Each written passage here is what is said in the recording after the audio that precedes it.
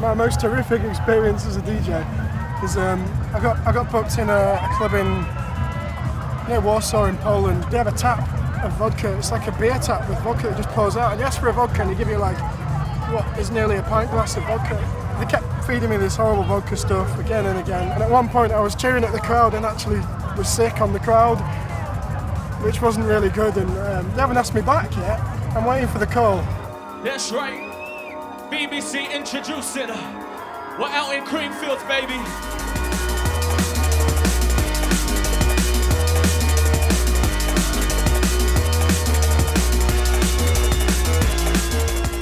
BBC Introducing Bus is just a way for the BBC to kind of champion new DJs and new talents that we are representing on the radio. DJs work so hard to get noticed, it's hard to step out, especially not being a big producer. A lot of DJs need that kind of stepping stone to be noticed, really. It just is a really good opportunity for new DJs to sort of get a sort of foot in the door, as it were, and basically get exposure to some, to some promoters and to the crowd and just have a really good time.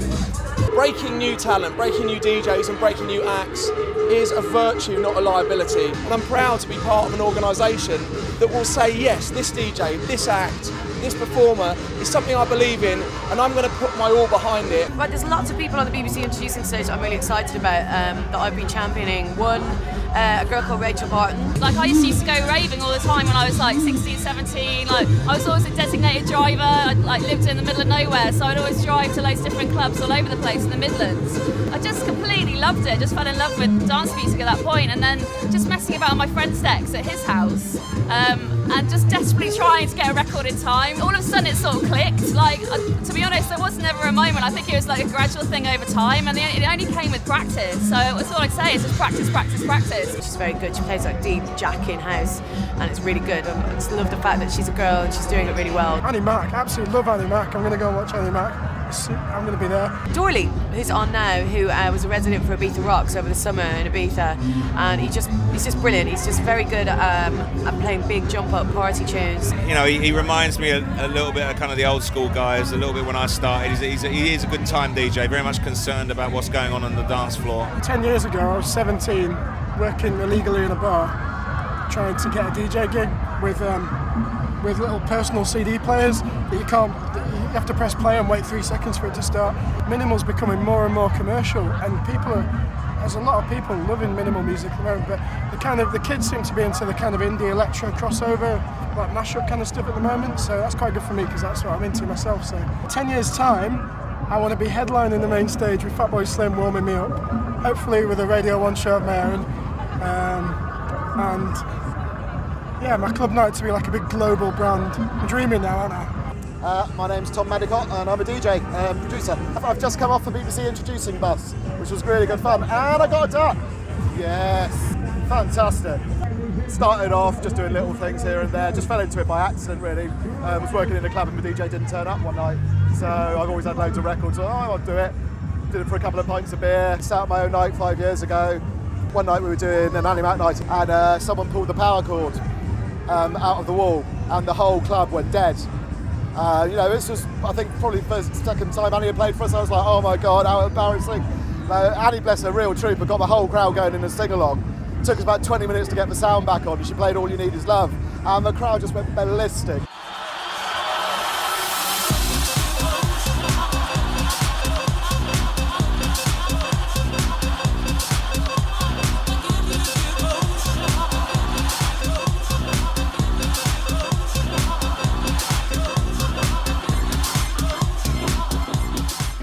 Than 2 years ago, we started a night called Moda, yes. Moda in Lincoln. It was going to be called many things, but we ended up sticking with Moda. That was pretty much to cure our need to play out and to book DJs that we really were into. The Introducing tour was something we'd not heard of until then, but they literally gave us the option: do you want to have the Essential Mix live from Moda and you do an hour of it on Radio 1? Yeah, so we gave probably it some not thought. actually, pretty busy that night, yeah, but I've got stuff on. Creamfields, let's have it! There's DJ Morg, who's from Northern Ireland. Northern Ireland's sometimes a region that doesn't get its fair degree of representation. Actually, funnily enough, Judge Jules would be my main influence, and get to play after him at such a big festival, it's like a dream come true. I turned up at a gig, around about the stage where I learned the mix and etc. And they put me on, and I had no idea how to use the equipment. I just winged the whole set, and all I could do at the time was scratch. I just kind of cut records on and just scratched over them, and the guys running the venue were like, you know, can you come back next week? I've been DJing for 18 months. I've only been into dance music properly for about 2 years.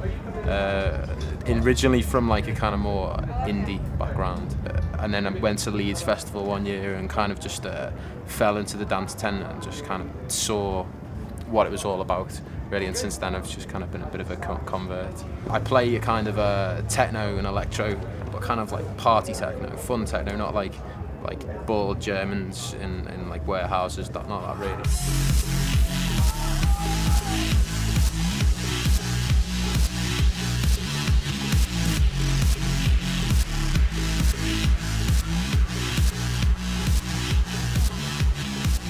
It's very hard as a DJ to kind of establish yourself, because you can be the best DJ in the world, but unless you have a way of people knowing who you are, you know, you're never going to get out there. The most important things to do are to cultivate your own local scene. It doesn't matter whether you're a band or a DJ. You know, put on your own events. If you're a band, stage your own gigs. It's always been about live. Live was our, you know, that's what we did, you know. So, you know, running your own club, running your own night is a really powerful thing.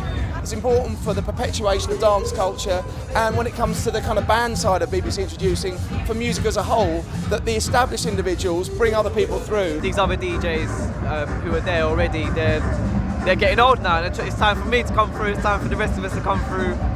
Hopefully in 10 years' time, I'll be the guy that's giving a chance to people like me, all the new DJs, putting them on this bus, giving them a stepping stone that they need, and I'll be the guy responsible for giving all these new DJs a chance, like Tongi does.